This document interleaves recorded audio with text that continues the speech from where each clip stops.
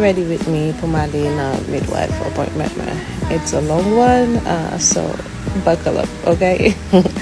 La fait cheveux moi cheveux naturellement vraiment difficile pour me take care quand il y a pas vraiment que patience and temps pour ça.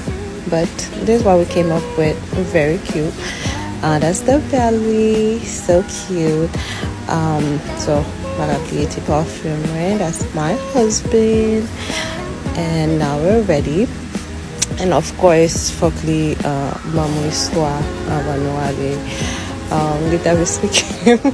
They speaking to movie. I mean, not a movie. Or show qu'il a regardé, and it sounded interesting, but we really had to go, and I was just losing patience. As you can see in my face, I was like, it's time to go. Yeah. So, of course, we made it to midwife, right? Qui c'est from Shy. Ça c'est Vanessa. She's so sweet, the sweetest one. And of course, Marine, c'est infirmière tout. Them not boys, so they keep tout bail moi poids, tension, tout ça. C'est bons amis, c'est plus bons amis. So, he vraiment take care of moi tout pendant pregnancy, and I appreciate him so much for everything that he did and everything that he is. Yeah. So now I'm ready, leaving for contrôler tout ça que nous avons besoin. Ça c'est midwife moyen qui m'a pris, qui c'est Phoebe, the sweetest one ever. So je vais pour me faire analyse, quelques analyses, je vais pour moi petit tube ça pour des pipi là-dedans, et puis pour me faire mes check, et puis comme je vais coucher la caille, moi ça c'était tout bagaille qui était bon pour la caille ensemble avec yo. Of course, you will put là pour moi again.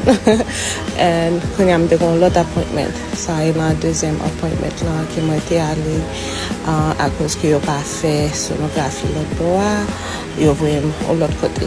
Moi al fait ça c'était même qui t'a prétonne. Of course, from the bathroom, I'll for fit check. Some of them got say, I know I can't dance, please don't come for me. I know. I'm delusional, so.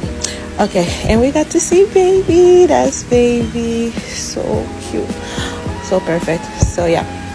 That's baby we got to see. And now, no de pas la caille, but I was starving, so no de obligé stop au côté pour me manger. Nous pas même arrêté vraiment. I was just annoyed and over the day. So I took my food home with me, and of course my man opened the door, we got home, and my dog got back